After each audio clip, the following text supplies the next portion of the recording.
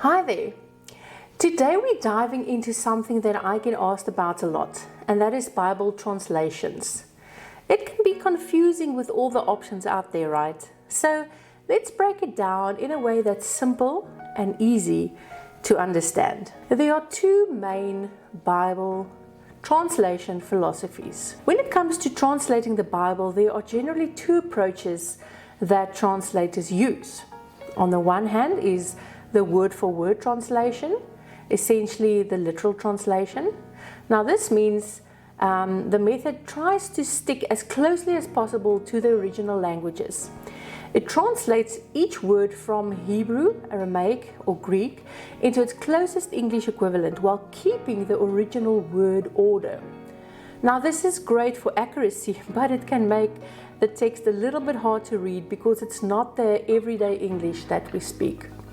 And then the second method is the thought-for-thought translation, or the dynamic equivalence.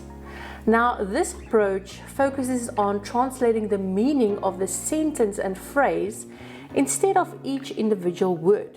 The goal is to express the thoughts of the original text in clear modern English. And it's definitely easier to read, but the downside is that sometimes the accuracy of the original message can get lost as more interpretation is involved. The translation spectrum. All translations fall somewhere on a spectrum between these two approaches. On the one hand, you have the more literal word-for-word translation, and as you move towards the other end, you get more thought-for-thought translations.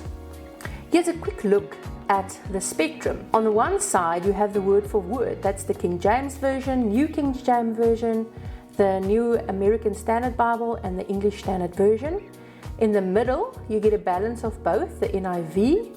Then we move towards the thought-for-thought, the easy to read with the NLT. And on the opposite spectrum of word-for-word, we have the paraphrase. It's not a strict translation, and here we get the Message and the Passion translation. Why does it matter? The more translation leans towards thought-for-thought, the more room there is for interpretation. Now, this can be helpful for readability, but it's important to understand that we might lose some of the precise meaning of what the original authors intended. And here's something important. For a Bible to be considered a translation, it must be the work of a team of scholars who have studied the original languages. If it's just one person giving their own interpretation, that's more of a commentary.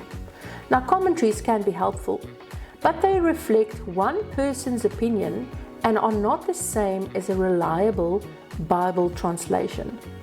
Now, which Bible translation should you use then? When studying the Bible, it's a good idea to use a mix. I recommend combining a word-for-word translation like the NASB, the New American Standard Bible, or the English Standard Version, the ESV, with a more readable thought-for-thought version like the NIV or the NLT. Now, this gives you a fuller understanding of the text.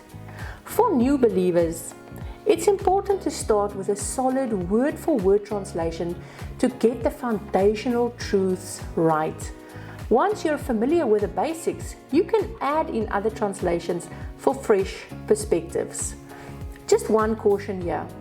I personally do not recommend starting with paraphrased translations like the Message or the Passion Translation.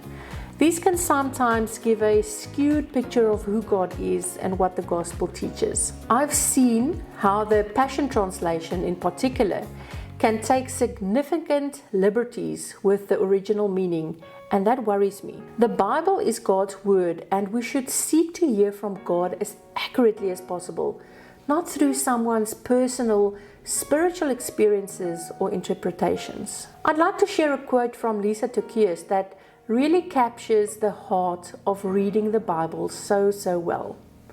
She says, "We don't have to get overwhelmed with the enormity and depth of the Bible. It's okay if we read just a verse or two a day.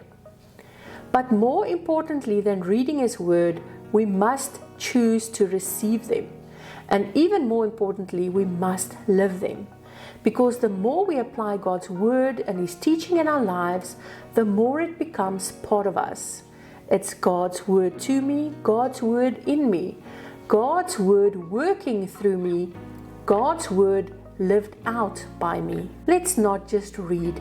Let's allow God's Word to truly work in us and change us. I would like to leave you with 2 final thoughts. Number 1, the best translation is the one you actually read. Don't get so caught up in choosing the perfect translation that you end up not reading the Bible at all.